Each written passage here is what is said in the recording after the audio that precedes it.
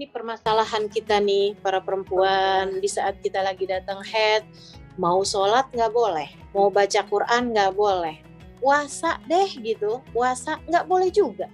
Masya Allah, luar biasa. Tapi teman-teman suriku sekalian, ada satu hal yang kamu perlu ingat buat teman-teman nih, para adik-adik gitu ya, atau perempuan-perempuan yang masih datang mens gitu, belum masuk masa menopause. Ini kamu harus ingat satu hal, bahwa ibadah itu yang lebih Allah inginkan itu adalah ibadah hati kita. Hatimu ada di mana?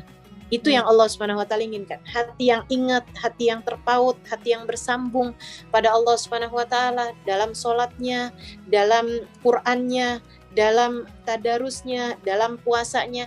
Itu hati yang diinginkan oleh Allah Subhanahu wa taala dan dianggap sebagai hati yang beribadah pada Allah Subhanahu wa taala.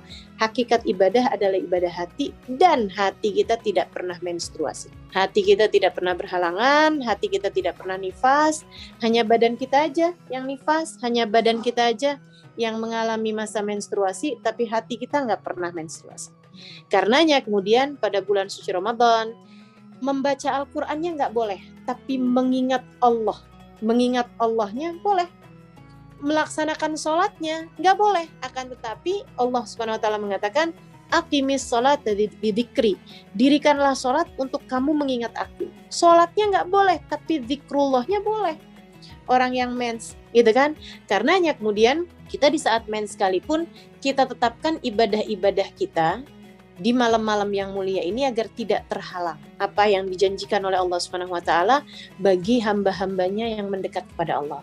Tertibkan aja sendiri. Karena kan tidak ada aturan secara baku untuk itu, maka silahkan atur-atur sendiri. Misalnya dari mulai malam 20 sampai ke malam terakhir gitu ya, atau malam 21 gitu kan hitungannya, sampai dengan malam terakhir di bulan suci Ramadan. Setiap malam membaca, misalnya asyhadu an la ilaha illallah astaghfirullah nas'alukal jannata wa na'udzubika minan nar gitu ya.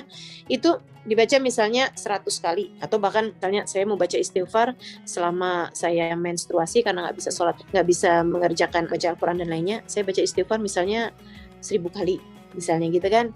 Diatur-atur sendiri gitu.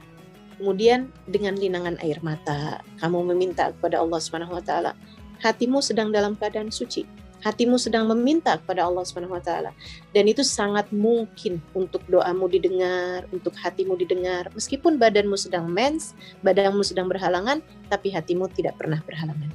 Dan Allah Subhanahu wa taala memandang hati lebih daripada memandang badan, seperti yang disampaikan Allah dalam salah satu hadis Nabi Muhammad alaihi wasallam, yang diceritakan oleh Nabi Muhammad dalam salah satu hadisnya, innallaha la yanzur